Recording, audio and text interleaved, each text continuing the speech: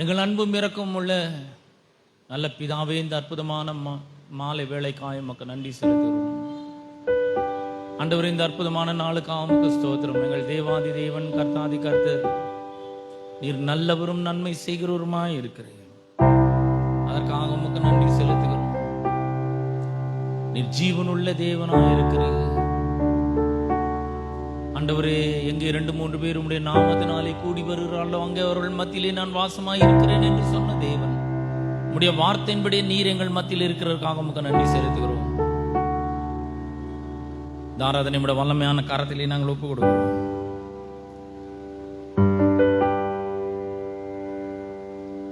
உம்முடைய பிரசன்னத்தினால் எங்களை நிரப்பும்படியாக நாங்கள் ஜெபிக்கிறோம். ஆண்டவரே,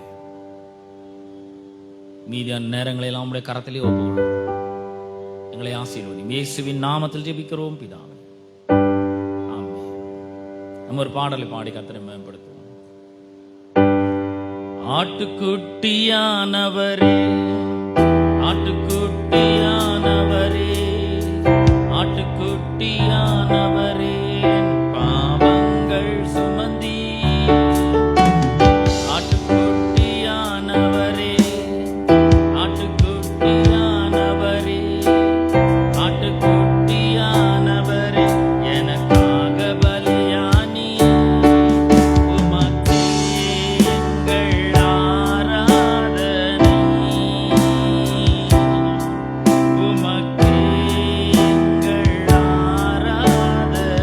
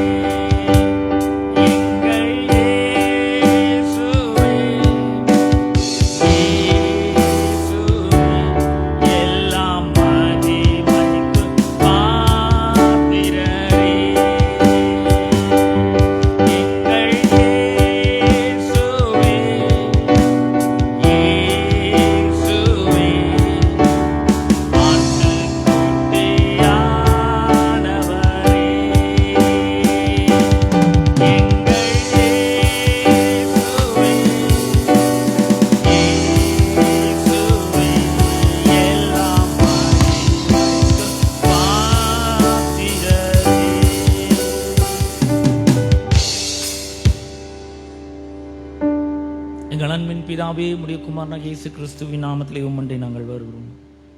அற்புதமான மன மகிழ்ச்சி நாளுக்காக உமக்கு நன்றி செலுத்துகிறோம். எங்கள் தேவாதி தேவன், நீர் கர்த்தாதி கர்த்தர், வல்லமையும் மகிமையும் ஞானமும் ஐஸ்வர்யமும் கனமும் எல்லாம் உமக்கே உரியது ஆண்டவரே. இந்த மாலை வேளையிலே நாங்கள் உம்மை நோக்கி பார்க்கிறோம் ஆண்டவரே. உம்முடைய வார்த்தைகளை நாங்கள் நோக்கி பார்க்க போகிறோம். தேவாவியானவர் இந்த வார்த்தைகளை நாங்கள் புரிந்து கொள்ள எல்லா விதத்திலும் நீர் எங்களுக்கு உதவி செய்யும்படியாய் நாங்கள் ஜெபிக்கிறோம். பரிசுத்த ஆவியானுடைய உதவியும் ஒத்தாசையும் நாங்கள் நாடுகிறோம். ஆண்டவரே, உமக்கு நன்றி செலுத்துகிறோம். நீர் இல்லாமல் இந்த சத்திய வார்த்தைகளை நாங்கள் புரிந்து கொள்ளவே முடியாது ஆண்டவரே. கர்த்தர் எங்களுடைய வாழ்க்கையை நீர் ஆசீர்வதிக்கும்படியாக நீர் இங்கே வந்து எங்கள் மத்தியிலே பிரசன்னராய் இருக்கிறதற்காக உமக்கு நன்றி செலுத்துகிறோம். எங்கள் மத்தியிலே நீர் பெரிய காரியங்களை செய்வீராக. எங்களை ஆசீர்வதியும். துதி கனமை மேலாவற்றும் ஒருவருக்கு நாங்கள் செலுத்துகிறோம். இயேசுவின் நாமத்தில் ஜெபிக்கிறோம் பிதாவே, ஆமென். ஆமென். நாம் உட்கார்வோம்.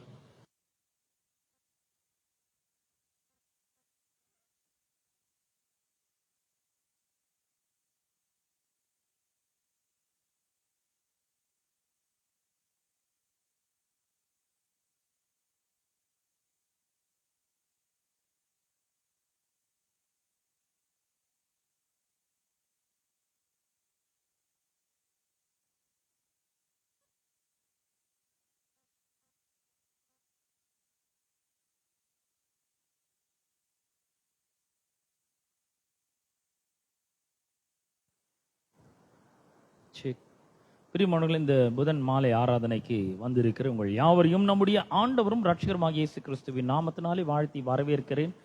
கடந்த பல வாரங்களாக நாம ஆசீர்வாதத்தின் வல்லமை, the power of the blessing என்ற தலைப்பில் நாம் போதனைகளை பார்த்து வருகிறோம். இன்றைக்கும் கூட ஒரு வசனத்திலிருந்து நாம் ஆரம்பிப்போம். 115ஆம் சங்கீதம் 12ஆம் வசனத்திலிருந்து நான் ஆரம்பிக்கிறேன். கர்த்தர் நம்மை நினைத்திருக்கிறார், அவர் ஆசீர்வதிப்பார். இஸ்ரவேல் குடும்பத்தாரை ஆசீர்வதிப்பார், அவர் ஆரோன் குடும்பத்தாரை ஆசீர்வதிப்பார். கர்த்தருக்கு பயப்படுகிற பெரியோரையும் சிறியோரையும் ஆசீர்வதிப்பார். கர்த்தர் உங்களையும் உங்கள் பிள்ளைகளையும் வர்த்திக்க பண்ணுவார். வானத்தையும் பூமியும் படைத்த கர்த்தராலே நீங்கள் ஆசீர்வதிக்கப்பட்டவர்கள்.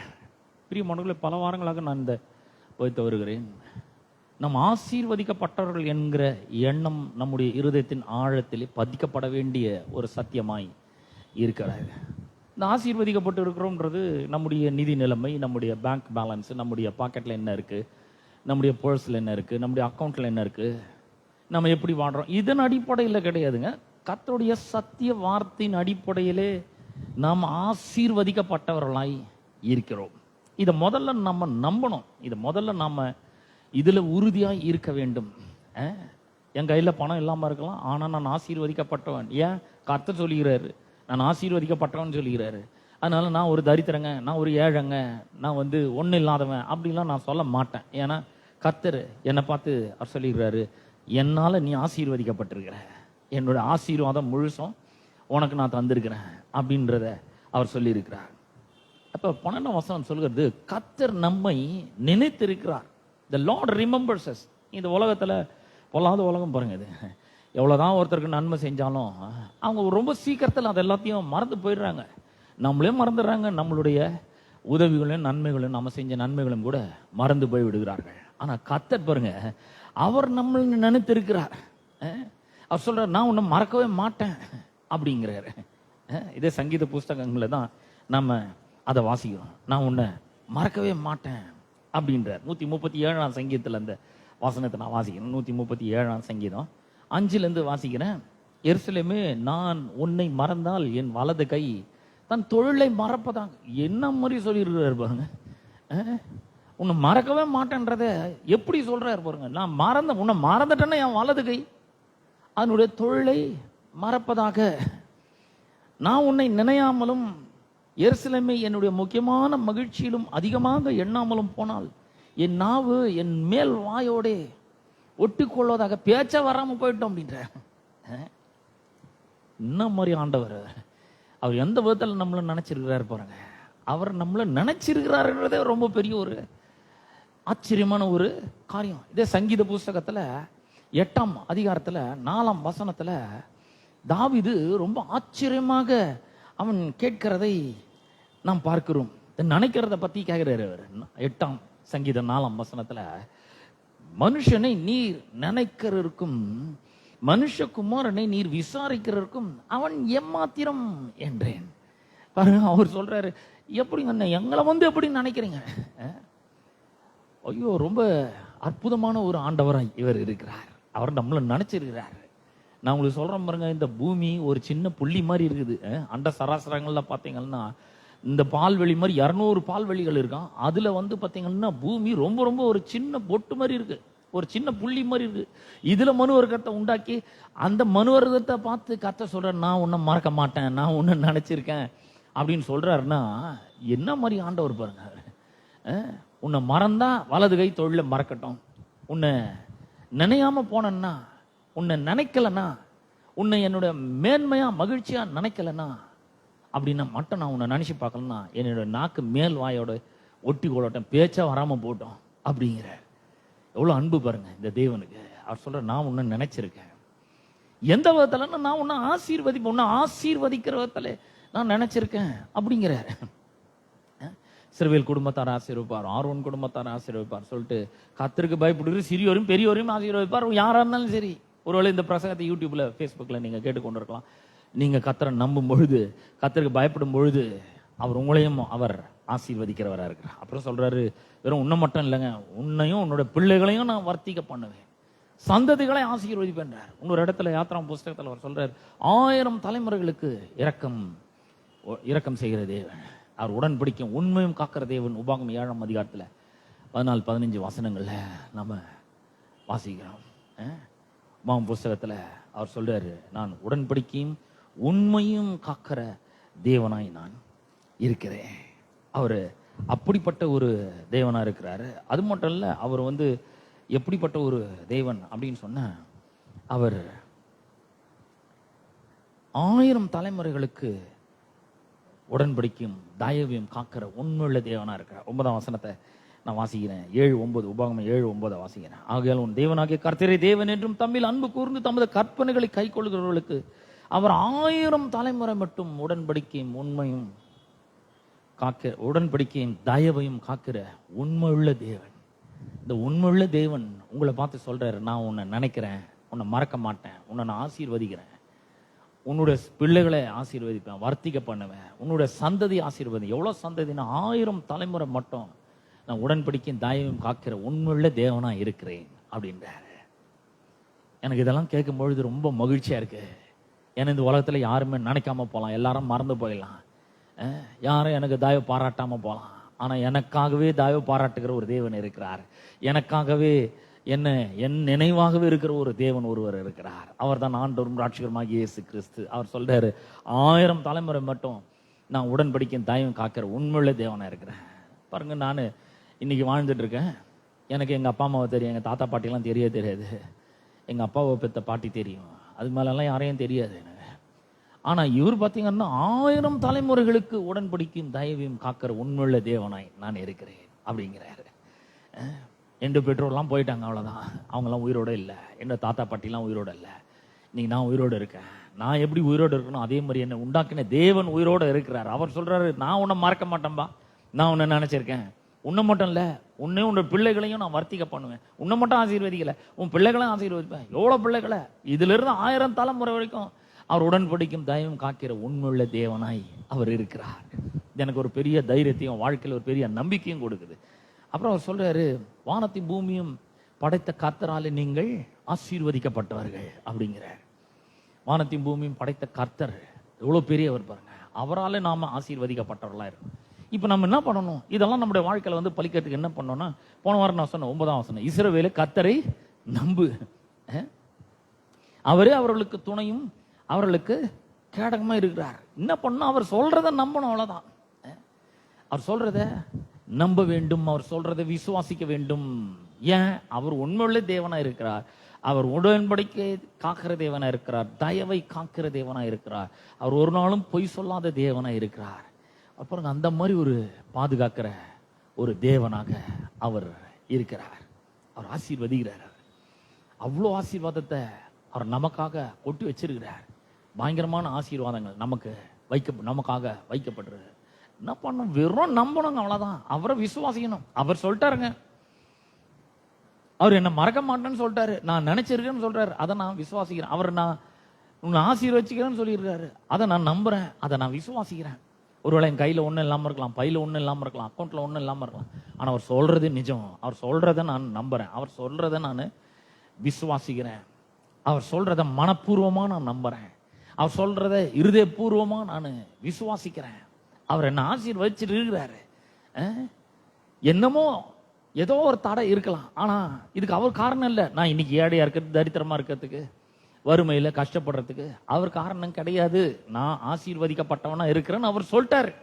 அவர் பொய் சொல்லாத தேவன், உண்மையுள்ள தேவன். அவர் சொல்லிக்கிறார்ல, அதனால நான் ஆசீர்வதிக்கப்பட்டவனா தான் இருக்கேன்றத ஒரு இருதயபூர்வமா நம்பணும். பாருங்க, எத்தனை சவால்கள் வந்தாலும், எத்தனை பிரச்சனைகள் வந்தாலும், இது நம்முடைய மனதையும் இருதயத்தையும் விட்டு அகலவே கூடாது. நான் ஆசீர்வதிக்கப்பட்டவன் என்பதில் நாம் ரொம்பவே உறுதியாக திடமாக இருக்க வேண்டும். அப்ப இவர் ஆசீர்வதிக்கிறேன்னு சொல்லிட்ட பிறகு எவ்வளவுதான் தடைகள், எவ்வளவுதான் பிரச்சனைகள்லாம் வந்தாலும் கூட அவர் நம்மளை ஆசீர்வதிக்கிறவராகவே தான் இருக்கிறார். ஒருவேளை அவர் நம்மளை ஆசீர்வதிக்கிறேன்னு சொல்லியிருக்கலாம், சொன்ன பிற்பாடு பார்த்தீங்கன்னா நமக்கு பல இடையூறுகள், பிசாசினாலும் பல சூழ்நிலைகள் மூலமாக இடையூறுகள் ஏற்பட்டு இருக்கலாம். இந்த ஆசீர்வாதத்துக்கு தடையா பல இடையூறுகள் ஏற்பட்டிருக்கலாம். இப்போ நான் ஒரு வசனத்தை வாசிக்க போறேன். ஆதியாமம் புஸ்தகத்துல ஒரு வசனத்தை நான் வாசிக்க போகிறேன். அந்த ஆதியாமம் புஸ்தகத்துல கர்த்தர் சொல்றாரு, என்ன சொல்றாரு பாருங்க. 15ஆம் அதிகாரத்துல 1ஆம் வசனத்துல சொல்ற, இந்த காரியங்கள் நடந்த பின்பு கர்த்தருடைய வார்த்தை ஆபிரகாமுக்கு தரிசனத்துல உண்டாகி, அவர் ஆபிரகாமே, நீ பயப்படாதே, நான் உனக்கு மகா பெரிய கேடகமும் மகா பெரிய பலனுமாய் இருக்கிறேன். I am your shield and I am your reward. அவர் தான் என்னுடைய மகா பெரிய பலனாய் இருக்கிறார். ஆசீர்வாதம் எப்படி வருது? முதல்ல அவர் எனக்கு ஒரு பெரிய ஃப்ரெண்ட், அவர் எனக்கு மகா பெரிய கேடகமா மாறுறாரு, அவர் எனக்கு ஒரு பெரிய மகா பெரிய பலனாக, ரிவார்டாக மாறுகிறார். அதனால அவர் சொல்றாரு, நீ பயப்படாத அப்படிங்கிறாரு. ஆபிரகாமுக்கு கடவுள் ஏற்கனவே பல வாக்குத்தத்தங்கள் எல்லாம் கொடுத்துக்கிறாரு. உன்னுடைய சந்ததி பூமியின் தூளை போல இருக்கும், உனக்குள்ளும் உன் சந்ததிக்குள்ளும் எல்லா குடும்பங்களும் ஆசீர்வதிக்கப்படும்லாம் சொல்லிட்டாரு பாருங்க. இவருக்கு இன்னும் பிள்ளைய பிறக்கவே இல்லை. அந்த மாதிரி ஒரு சிச்சுவேஷன்ல கடவுள் அவனுக்கு தரிசனமாகி அவர் பார்த்து சொல்றாரு, நீ பயப்படாதப்பா, இதெல்லாம் எப்படி நிறைவேற போகுது? அவர் சொல்லிட்டு போயிட்டாருங்க, இதெல்லாம் எப்படி நிறைவேறும் அப்படின்லாம் ஒன்றும் பயப்படாத, நான் உன் கூட இருக்கிறேன், நான் தான் உனக்கு மகா பெரிய கேடகம், பாதுகாப்பு, நான் தான் உனக்கு மகா பெரிய ரிவார்டு, ஒரு பெரிய பலனா இருக்கிறேன் என்று அவர் சொல்றாரு. நான் சொல்றேன், உங்க வாழ்க்கையில யார் வேணா உங்களை விட்டு போயிருக்கலாம், யாரை வேணா நீங்க இழந்திருக்கலாம். கர்த்தர் உங்களுக்கு மகா பெரிய கேடகமாக இருக்கிறார், மகா பெரிய ஒரு ரிவார்டாக அவர் இருக்கிறாரு. அவர் தாங்க உங்களுடைய ரிவார்டு, வேற எதுவுமே தேவையே கிடையாது. அவர் இருந்தாருன்னா எல்லாம் இருக்குன்னு அர்த்தம். அவர் இருந்தாருன்னா மிகப்பெரிய ஒரு பாதுகாப்பு இருக்குன்னு அர்த்தம். அவர் இருந்தாருன்னா பெரிய பலன் இருக்கு அப்படின்னு சொல்லி அர்த்தம். பாருங்க, இதெல்லாம் சொல்லி முடிச்ச பிறகு ஆபிரகாம் கர்த்தர் பார்த்து கேட்கிறான், என் தேவனாகிய கர்த்தராகிய ஆண்டவரே, அடியனுக்கு என்ன தருவீர்? நான் இன்னும் பிள்ளை இல்லாமல் இருக்கிறேனே. இந்த தமஸ்கு ஊரானாகிய இந்த எலியேசர் என்னை வீட்டு விசாரணைக்காரனா இருக்கிறானே அப்படின்னு சொல்லி கர்த்தர்ட்ட ஒரு பெரிய ஒரு நெகோசியேட் பண்றான் பாருங்க. ஆண்டவர்கிட்டே போய் ஒரு பேரம் பேசுறான். என்னத்தை தந்துட்டீரு எனக்கு பெருசா? நான் உங்களுக்கு மகா பெரிய கேடகமா இருக்கிறேன், பலனா இருக்கிறேன்னு சொல்லிடு, எனக்கு என்ன தண்டீரு? எனக்கு இன்னும் பிள்ளை இல்லை, இன்னும் எனக்கு புத்திர சந்தானம் அருளவில்லை, என்னுடைய வீட்டு வேலைக்காரன் இருக்கான் தமஸ்கு ஊரானாகிய எலியேசர், என்னுடைய வீட்டு விசாரணைக்காரத்தனாய் அப்படின்னா அவன் தான் ஜெனரல் மேனேஜர், அவன் தான் எல்லாத்தையும் அனுபவிக்கிறான். அவனுக்கு ஏதாவது வேணும்னா அவன் போய் எல்லாத்தையும் எடுத்து சாப்பிட்றான், கொள்றான், என்னுடைய எல்லாத்தையும் அவன் அனுபவிக்கிறான். 3ஆம் வசனத்துல அவர் சொல்ற, எனக்கு இன்னும் புத்திர சந்தானம் அருளவில்லை, இதோ என் வீட்டில பிறந்த பிள்ளை எனக்கு சுதந்திரவாளியா இருக்கிறான் என்று. அப்ப கர்த்தர் சொல்றாரு, அப்ப இவன் உனக்கு சுதந்திரவாளி அல்ல, உன்னுடைய கர்ப்ப பிறப்பானவனே உனக்கு சுதந்திரவாளியா இருப்பான் அப்படின்னு. அப்ப நான் சொன்னதை மறந்துட்டேன்னு நினைச்சுன்னு இருக்கிறேன். இல்லப்பா, நான் உன்னை கண்டிப்பா ஆசீர்வதிச்சிருக்கிறேன். உனக்கு பொண்ணும் வெள்ளியும் பெருக செய்தது போலவே, உன் ஆசையெல்லாம் பெருக செய்தது போலவே உனக்கு ஒரு புத்திர சந்தானத்தை நிச்சயமா நான் அருளுவேன். நான் சொன்னதை இன்னும் மறக்கவே இல்லை.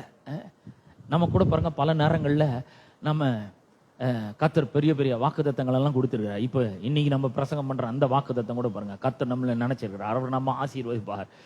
கர்த்தருக்கு பயப்படுகிற சிறியோரும் பெரியோரும் ஆசீர்வதிப்பார். இதெல்லாம் வாக்குத்தத்தங்கள்லாம் கேட்டு அப்புறம் நம்ம யோசிக்கிறோம், ஏன் நம்ம இவ்வளவு கஷ்டப்படுறோம், இவ்வளவு வாக்குத்தத்தங்களை கொடுத்துருக்கிறாரு, ஒருவேளை கர்த்தர் நம்மள மறந்துட்டாரோ, கர்த்தர் நம்மளை வந்து கைவிட்டுட்டாரோ, ஒருவேளை சொன்ன வாக்குத்தத்தங்கள்லாம் பலிக்காம போயிடுமோ, எப்போ வந்து பலிக்கும், எத்தனை வருஷம் ஆகும், எவ்வளவு நாள் ஆகும், இன்னும் என் வாழ்க்கையில ஒரு பெரிய அற்புதத்தை பார்க்கவே இல்லையே, வாழ்க்கை இப்படியே போயிட்டு இருக்கு, எப்போதான் ஒரு விடிவு காலம் வரும், எப்போதான் இதுக்கெல்லாம் ஒரு முற்றுப்புள்ளி வரும், எப்போதான் இந்த கடனுக்கு ஒரு முற்றுப்புள்ளி வரும், எப்போதான் இந்த பிரச்சனைகளுக்கு ஒரு முற்றுப்புள்ளி வரும், எப்போதான் வந்து நான் கொஞ்சம் ஆசீர்வாதத்தில் வாழவேன் அப்படின்ற அங்கலாய்த்து கொண்டு இருக்கலாம். பாருங்க, ஆபிரகாம் கூட அப்படிதான். அப்ப கர்த்தர் என்ன பண்றாரு, அவனை கொஞ்சம் வெளியே வாப்பா அப்படின்றார். சும்மா உள்ளே உட்காந்து கூடாரத்தை பத்தியே, கூடாரத்தில் உள்ளே உட்காந்து அப்படியே கீழே பார்த்துன்னு இருக்காத, கொஞ்சம் வெளியே வா, வானத்தை அண்ணாந்து பாரு, இந்த நட்சத்திரத்தெல்லாம் உன்னால எண்ண முடியுமா, எண்ண முடியாது, உன் சந்ததி இந்த மாதிரி இருக்கும் அப்படிங்கிறாரு. எவ்வளவு பெரிய வாக்குத்தத்தம் பாருங்க, அதெல்லாம் நிறைவேறுமா இல்லையான்றதே தெரியவே தெரியாது. அவர் சொல்றாரு, பூமியின் தூளை என்ன கூடுமா அப்படின்றார், உன் சந்ததி இவனமா இருக்கும் என்று அவனை பார்த்து சொல்றாரு பாருங்க. சொன்ன உடனே அவன் கர்த்தரை விசுவாசித்தான், வேற ஒண்ணுமே பண்ணவே இல்லை, அவன் பெருசா ஒண்ணும் பண்ணல. சரிங்க, நான் இங்க இருந்து வந்து இன்னொரு ஊர் வரைக்கும் செருப்பு இல்லாம நடந்து போறேன், கறி சாப்பிடாம இருக்கிறேன் 40 நாளுக்கு அப்படின்னு ஒன்றும் சொல்ல. அவன் சொல்றான், சரி நீங்க சொல்றீங்க, நான் என்ன பண்றேன், விசுவாசிக்கிறேன். ஆபிரகாம் கர்த்தரை விசுவாசித்தான், அதை அவர் அவனுக்கு நீதியாக எண்ணினார் அப்படிங்கிறார். அதுக்கப்புறம் பல வாக்குத்தத்தங்கள் எல்லாம் கொடுக்குறாரு. வாக்குத்தத்தங்களை கொடுத்த உடனே ஆபிரகாம் வந்து பலியெல்லாம் செலுத்துறான். பலியெல்லாம் செலுத்திட்ட பிறகு கர்த்தர் வந்து இதெல்லாம் நிச்சயமா நடக்கும் அப்படின்றதுக்கு ஒரு பின்னாடி நடக்க போற ஒண்ணு முன்னாடியே சொல்றாரு. 13ஆம் வசனத்தை வாசிக்கிறேன். 13ஆம் வசனம். அப்பொழுது அவர் ஆபிரகாமை நோக்கி, உன் சந்ததியார் தங்களுடையது அல்லாத அந்நிய தேசத்திலே பரதேசிகளா இருந்து அத்தேசத்தாரை சேவிப்பார்கள் என்றும் அவர்களால் 400 வருஷம் உபத்திரப்படுவார்கள் என்றும் நீ நிச்சயமாய் அறிய கடவாய். இவர்கள் சேவிக்கும் ஜாதிகளை நான் நியாயம் தீர்ப்பேன், பின்பு மிகுந்த பொருள்களுடனே புறப்பட்டு வருவார்கள். வெறுங்கையோட வரமாட்டாங்கப்பா, மிகுந்த பொருள்களோடு அவர்கள் புறப்பட்டு வருவார்கள். என்ன மாதிரி ஒரு வாக்குத்தத்தம். இஸ்ரவேல் ஜனங்கள் இந்த ஆபிரகாமுக்கு பிற்பாடு ஈசாக்கு வரப்போறாரு, ஈசாக்கு அப்புறம் யாக்கோபு வரப்போறாரு, பண்ட கோத்திர பிதாக்கள் வரப்போறாங்க, அப்புறம் யோசேப் எகிப்துக்கு போக போறாரு, எகிப்துல அப்புறம் யாக்கோபுடைய குடும்பம் போய் சேர போது 75 பேர்ல ஆரம்பிச்சு லட்சக்கணக்கான மக்களா பெருக போறாங்க. அதுக்கப்புறம் 20 லட்சம் மக்கள் அதுல இருந்து வெளியே வர போறாங்க. இதெல்லாம் ஆபிரகாமுக்கு சொல்றாரு. இன்னும் ஈசாக்க பிறக்கவே இல்லைங்க. ஹலோ, இன்னும் ஒரு புள்ள கூட ஆபிரகாமுக்கு பிறக்கல. எத்தனையாவது சந்ததிக்கு நடக்க போறத முன்கூட்டியே சொல்றாரு. எல்லாம் சொல்லிட்டு அவர் சொல்றாரு 14ஆம் வசனத்துல, இவர்கள் சேவிக்கும் ஜாதிகளை நான் நியாயம் தீர்ப்பேன். தங்களுடைய அல்லாத அந்நிய தேசத்துல இவர்கள் 400 வருஷம் உபத்திரவப்படுவார்கள். அந்த தேசத்தாரை சேவிப்பார்கள், 400 வருஷம் உபத்திரவப்படுவார்கள். அதெல்லாம் நீ நிச்சயமா அறிய கடவாய். பின்னாடி இதெல்லாம் நடக்க போகுது. நீ என்ன பண்ணுவ? அவங்கெல்லாம் அந்த 400 வருஷம் முடிஞ்ச உடனே மிகுந்த பொருளுடனே புறப்பட்டு வருவார்கள். நீ சமாதானத்தோட உன்னுடைய பிதாக்களிடத்தில் சேருவாய், நல்ல முதிர்வதிலே அடக்கம் பண்ணப்படுவாய் அப்படிங்கிற.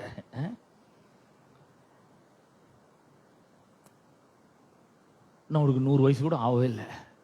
இதுக்கப்புறம் 70-80 வயசு அவர் வாழ்றார், உயிரோடு இருக்கிறார். எவ்வளோ ஒரு விசுவாசமும் நம்பிக்கை அவருக்கு இருந்திருக்குன்றது பாருங்க. அவரெல்லாம் சொல்ற, முன்னாடியே சொல்றாரு 400 வருஷம் உபத்திரப்படுவாங்க, ஆனா அவர்களை நியாயம் தீர்ப்பேன், நான் அந்த தேசத்தார நான் நியாயம் தீர்ப்பேன். அதுக்கப்புறம் மிகுந்த பொருள்களுடனே புறப்பட்டு வருவார்கள். பாருங்க, இதுதாங்க ஒரு பெரிய ரட்சிப்பின் ஆசீர்வாதம். நம்ம ரட்சிக்கப்படும் பொழுது வெறுங்கையோட வர்றதில்லை. ஆமா, கர்த்தர் பிசாசை நியாயம் தீர்க்கிறார், உலகத்தின் அதிபதி நியாயம் தீர்க்கிறாரு. யோவான் 16ஆம் அதிகாரத்துல அவர் சொல்றாரு, உலகத்தின் அதிபதி நியாயம் தீர்க்கப்படுவான். அவன்கிட்ட இருந்து நம்ம என்ன பண்ணுவோம்? அவனுடைய உபத்திரவங்கள்ல இருந்து, அவனுடைய வேதனைகளிலிருந்து, அவனுடைய கட்டுகளிலிருந்து, சங்கிலிகளிலிருந்து நாம ரட்சிக்கப்பட்டு வெளியே வருகிறோம். வெளியே வரும்பொழுது சும்மா வர்றதில்லை, மிகுந்த பொருள்களுடனே வந்திருக்கிறோம். ஒரு பெரிய ஆசீர்வாதத்தோட நம்ம வந்திருக்கோன்றத அவர் இங்க சிம்பாலிக்கா காமிக்கிறாரு. எல்லாத்தையும் அப்படியே ஒரு டிராமா மாதிரி நடத்தி காண்பிக்கிறாரு. கர்த்தர் மிகுந்த பொருள்களுடனே புறப்பட்டு வருவார்கள். அப்ப நான் சொல்றேன், ரட்சிப்பே மிகப்பெரிய ஒரு ஆசீர்வாதம். நம்முடைய பாவங்கள்லாம் மன்னிக்கப்பட்டிருக்கிறது.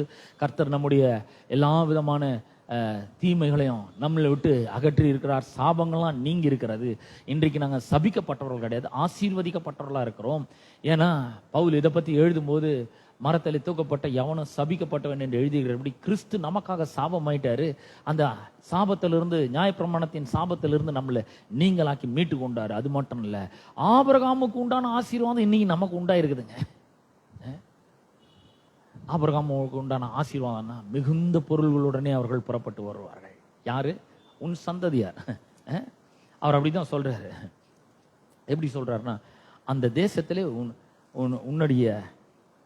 உன் சந்ததியார் தங்களுடைய அல்லாத அந்நிய தேசத்திலே பரதேசிகளாய் இருந்து அத்தேசத்தாரை சேவிப்பார்கள் என்றும், அப்புறம் அவர்களால் 400 வருஷம் உபத்திரப்படுவார்கள் என்றும் நீ நிச்சயமாய் அறியக்கிறார். 400 வருஷம் முடிஞ்ச பிறகு அவர்கள் மிகுந்த பொருள்களுடனே புறப்பட்டு வருவார்கள். இது நாம் எப்படி ரட்சிக்கப்பட்டு இருக்கிறோன்றதை காண்பிக்கிறார். அதுக்கு அடையாளமா இருக்குது பாருங்க. இந்த மிகுந்த பொருள்களுடன் ஒரு பெரிய ஆசீர்வாதத்தோட தான் வெளியே வந்துருவோம். நம்ம பிசாசனுடைய கோட்டையை விட்டு, அவனுடைய அதிகாரத்தை விட்டு, அவனுடைய இருளை விட்டு, அந்தகாரத்தை விட்டு பெரிய ஒரு ஆசீர்வாதத்தோட வந்திருக்கோம் பாருங்க. வெளியே வரும்பொழுதே அப்படிப்பட்ட ஒரு ஆசீர்வாதத்தோட தான் வந்திருக்கோம். இதை பத்தி யாத்ராம் புஸ்தகத்துல நம்ம வாசிக்கும் பொழுது 12ஆம் அதிகாரத்துல அவர்கள் எப்படி புறப்பட்டு வந்தார்கள் அப்படின்றத அங்க சொல்லப்பட்டிருக்குது பாருங்க. எப்படி சொல்லப்பட்டிருக்குதுன்ற நான் உங்களுக்காக வாசிக்கிறேன். 12:35 வாசிக்கிறேன்.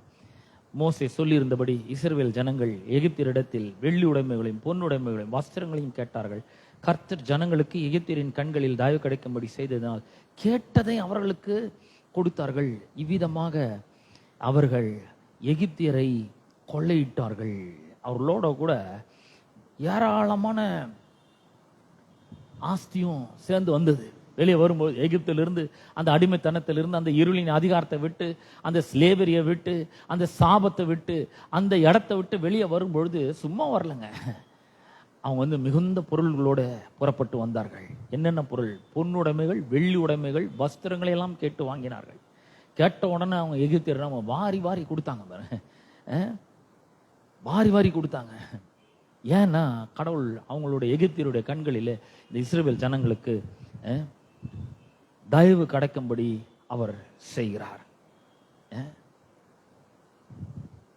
40ஆம் வருஷம் சொல்லுது, இஸ்ரவேல் புத்திரர் எகிப்திலே குடியிருந்த காலம் 430 வருஷம்.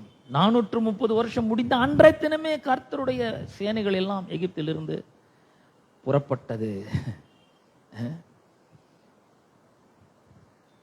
அப்ப இதுல கவனிக்க வேண்டியது என்னன்னா, இந்த ஆசீர்வாதம்னாவே நல்ல வார்த்தைகள். கடவுள் நல்ல வார்த்தைகளை ஆபிரகாமுக்கே சொல்லிட்டார். நம்முடைய முற்பிதாவாகிய ஆபிரகாமுக்கு அவர் சொல்லுகிறார். அவரை பார்த்து சொல்லுகிறாரு, நீ பயப்படாத, நான் உனக்கு மகா பெரிய கேடகம் பாலனமா இருக்கிறேன். நான் உனக்கு புத்திர சந்தானத்தை அருளுவேன்.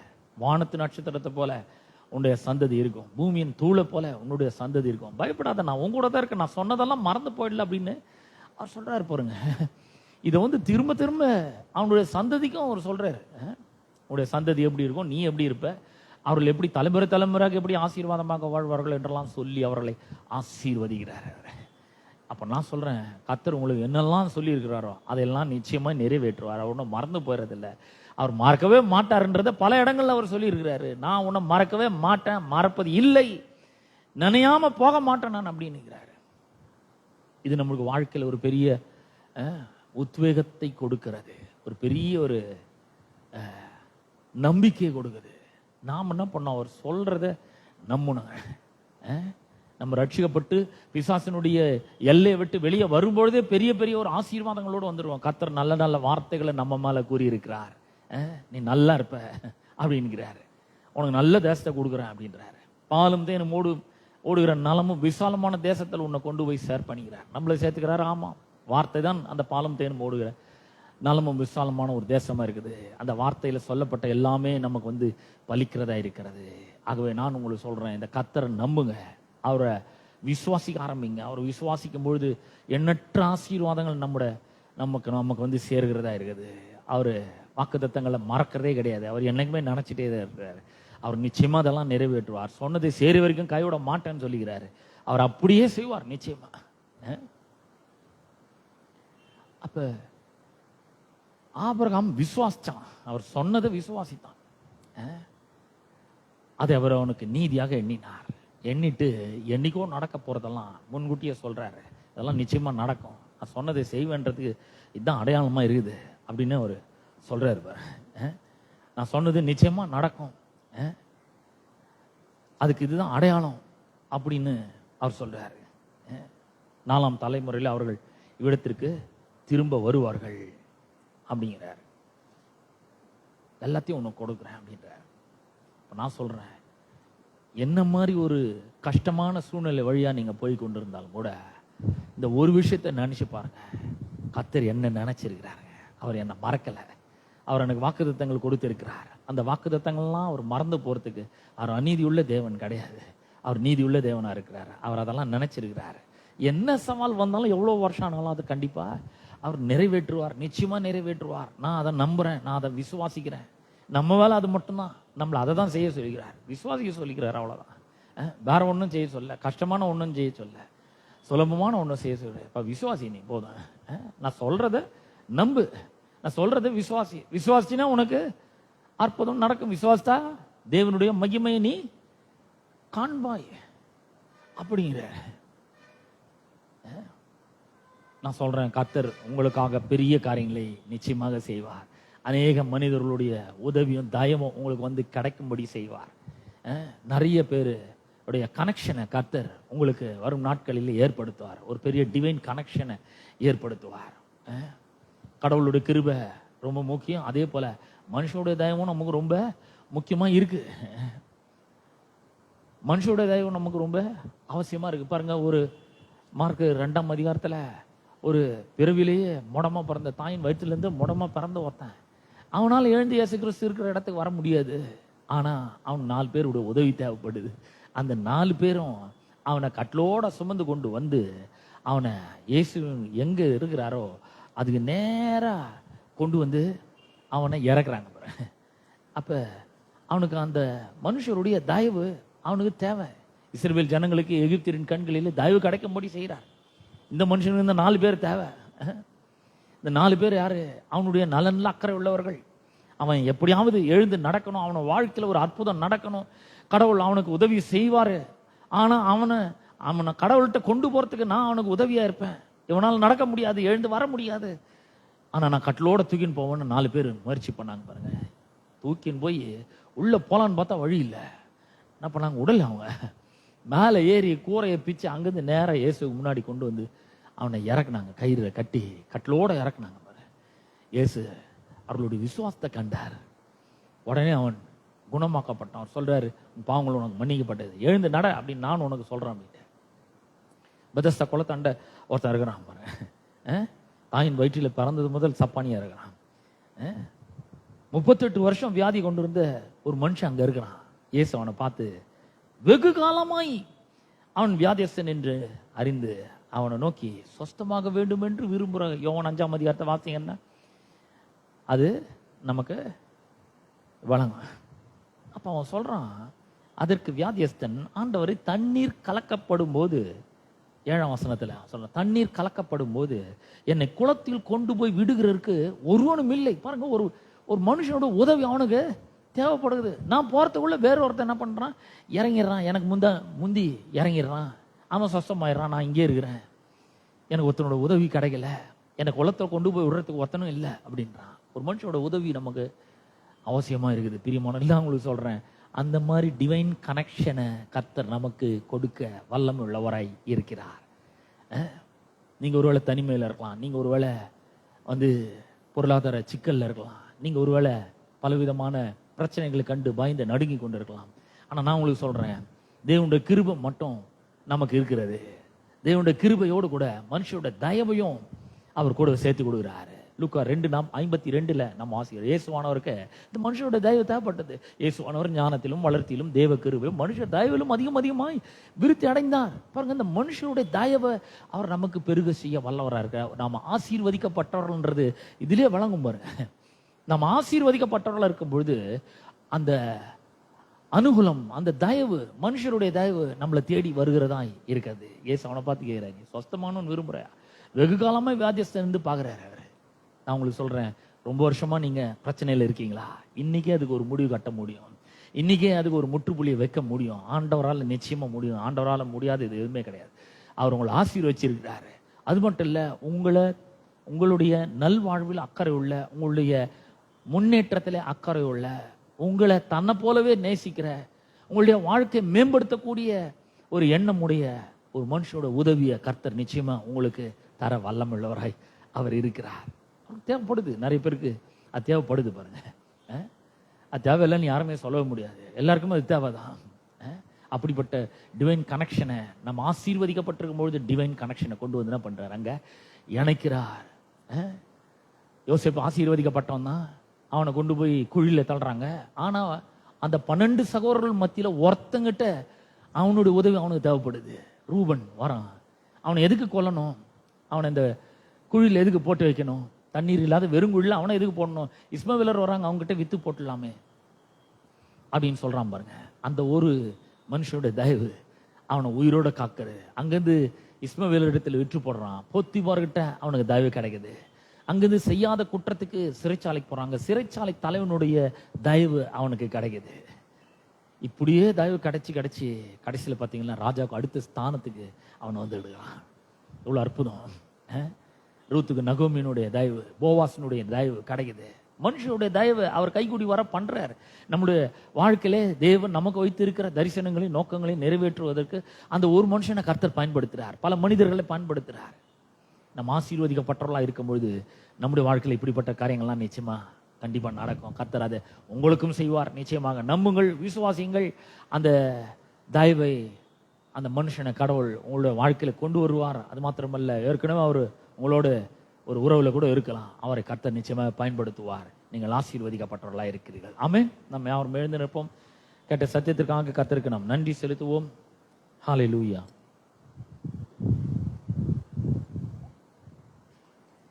கேட்ட சத்தியத்துக்காக நாம் கர்த்தருக்கு நன்றி செலுத்துவோம். அன்பின் பிதாவே, உம்முடைய குமாரனாகிய இயேசு கிறிஸ்துவின் நாமத்திலே உம்மண்டை நாங்கள் வருவோம்.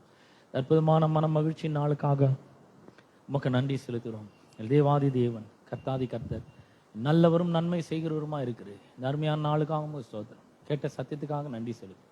நாங்கள் ஆசீர்வதிக்கப்பட்டவர்களா இருக்கிறோம். ஆண்டவரே, நீ சொல்லிட்டீரு, வானத்தையும் பூமியும் படைத்த கர்த்தராலே நீங்கள் ஆசீர்வதிக்கப்பட்டவர்கள். நாங்கள் அதை நம்புறோம், அதை விசுவாசிக்கிறோம். ஆண்டவரே, வரும் நாட்களில் இந்த ஆசீர்வாதம் என்னுடைய வாழ்க்கையில வல்லமையாய் வேலை செய்கிறதுக்காகவும் ஸ்தோத்திரம். கர்த்தாவே, ஆபிரகாமுடைய வாழ்க்கையிலே ஆண்டவரை நாங்கள் பார்த்தோம்.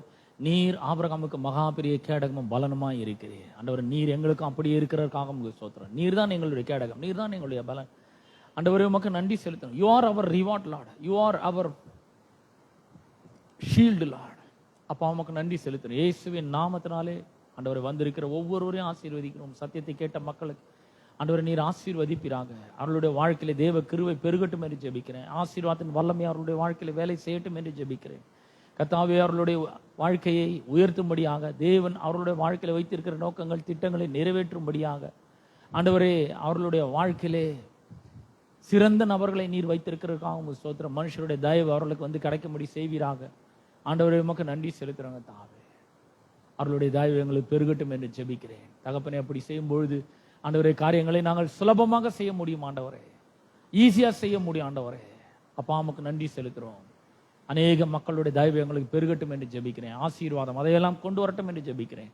நீர் 1000 தலைமுறைகளுக்கு உடன்படிக்கை தயவும் காக்கிற உண்மையுள்ள தேவன் என்று அறிந்து கொண்டோம். அந்த உண்மைத்துவம் அதற்காக உமக்கு நன்றி செலுத்தும். நீர் உண்மையுள்ள தேவனா இருந்து எங்களுடைய வாழ்க்கையை ஆசீர்வதித்து ஆண்டவரே, இவர்கள் செய்கிற எல்லா காரியங்களிலும் ஆண்டவரே மேன்மை அடைய நீர் இவர்களுக்கு உதவி செய்யும்படியா நாங்கள் ஜெபிக்கிறோம். தொடர்ந்து இவர்களை ஆசீர்வதி. செய்கிற வேலையில உம்முடைய கரம் கூட இருக்கட்டும். ஆண்டவரை, தொடர்ந்து இவர்கள் மேலே எழும்பி வரட்டும் என்று ஜெபிக்கிறேன். ஆசீர்வாதத்தின் மேல் ஆசீர்வாதம் இவர்களுக்கு உண்டாகட்டும் என்று ஜெபிக்கிறேன். தொடர்ந்து இவர்களை ஆசீர்வதி. துதிகான மகிமையெல்லாம் உமக்கே நாங்கள் செலுத்துகிறோம். இயேசுவின் நாமத்தில் ஜெபிக்கிறோம் பிதா. ஆமென். நம்முடைய கர்த்தராகிய இயேசு கிறிஸ்துவின் கிருபையும் பிதாவாகிய தேவனுடைய அன்பும் பரிசுத்த ஆவியானுடைய ஐக்கியமும் பாதுகாலும் வழிநடத்தும் இன்றும் என்றும் சதா காலங்களில் நம் அனைவரோடும் என்றும் இருப்பதாக. ஆமென்.